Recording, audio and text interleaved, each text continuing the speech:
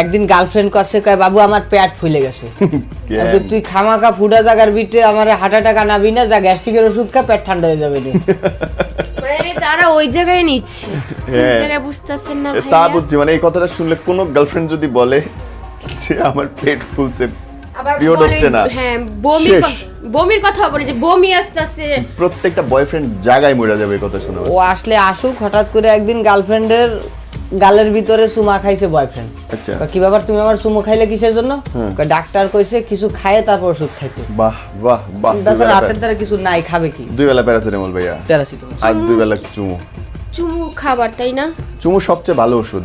অদৃশ্য খাবার, ওটা খাইলে পেট না বললেও কি হবে, মন ভরে ভাই, হ্যাঁ, মন বললেই সব ভরে যায়, সব ভরে যায়। সব ভইরা যায়।